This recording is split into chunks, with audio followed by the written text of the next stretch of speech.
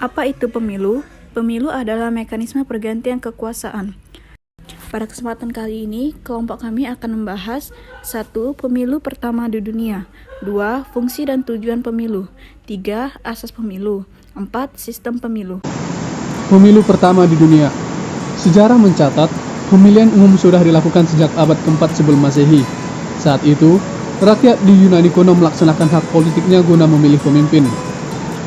Rakyat negeri para dewa itu menyebutnya sebagai demos yang berarti rakyat, dan kratein yang bermakna pemimpin. Dari kedua kata itulah muncul istilah demokrasi. Fungsi dan tujuan pemilu.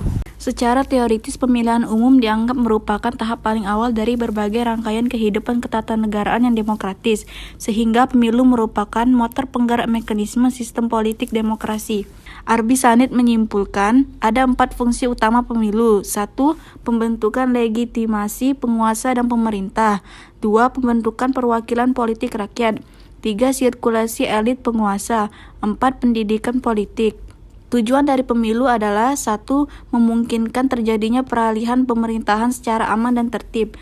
2. Melaksanakan kedaulatan rakyat. 3. Melaksanakan hak-hak asasi warga negara. 4. Sebagai sarana perwakilan politik. 5. Sarana suksesi kepemimpinan secara konstitusional. 6. Sarana pemimpin politik mendapat legitimasi.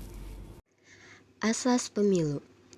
Adanya pemilu di Indonesia didasari oleh suatu asas yang disebut sebagai Luber-Jurdil. Luber-Jurdil sendiri adalah kepanjangan dari langsung, umum, bebas, rahasia, jujur, dan adil. Maksud dari setiap asas itu sendiri adalah langsung. Pemilihan dilakukan oleh pemilih secara individu dan langsung, tidak diwakilkan oleh individu lainnya. Umum, pemilu dapat diikuti oleh seluruh warga Indonesia selama memiliki hak suara. Selama warga Indonesia memiliki hak suara, mereka dapat mengikuti pemilihan umum. Bebas, pemilihan dilakukan secara bebas, tanpa ada intervensi dari pihak lain. Pihak lain tidak dapat memaksa pilihan kepada pemilih dan tidak dapat memaksakan kehendak mereka kepada seorang pemilih. Rahasia, keputusan pemilihan suara bersifat tertutup dan hanya boleh diketahui oleh pemilih itu sendiri. Pemilih tidak dapat menyebarkan hasil pemilihan suaranya atau individu lain tidak boleh memaksa mencari tahu atau membeberkan hasil keputusan pemilihan suara dari seorang pemilih. Jujur, jalannya pemilu harus dilakukan secara apa adanya dan tidak ada tindak kecurangan. Adil, baik dari peserta, pemilih, dan penyelenggara pemilu, berhak mendapatkan keadilan dan perlakuan yang sama. Baik, untuk materi yang terakhir ini di sistem pemilu, kita dari sekian banyak macamnya itu pada umumnya dikenal dan berkisar dengan sistem distrik dan sistem proporsional. Sistem distrik dikenal pula dengan sebutan sistem member constituency. Sedangkan sistem proporsional dikenal dengan sebutan multi-member constituency. Artinya, bahwa di setiap daerah pemilihan dipilih beberapa wakil. Sistem pemilu distrik menurut Sri Sumantri.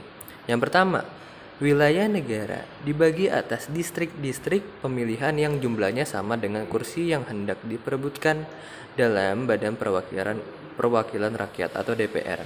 Kemudian yang kedua, setiap distrik pemilihan hanya akan memilih seorang anggota Badan Perwakilan Rakyat. Kemudian yang ketiga, seorang calon terpilih apabila dia dapat memperoleh suara terbanyak. Keempat, pemilihan umum dilakukan sekali jalan. Dan yang kelima, sisa suara yang diperoleh dalam distrik pemilihan yang satu tidak dapat digabungkan dengan suara yang diperoleh dalam distrik pemilihan yang lain. Sistem pemilu proporsional.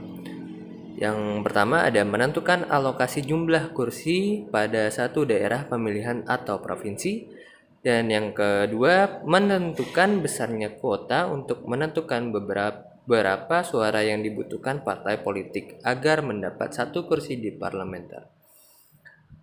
Sekian dari presentasi yang saya dapat paparkan, kurang lebihnya mohon maaf. Wabillahi taufiq wal hidayah. Wassalamualaikum warahmatullahi wabarakatuh.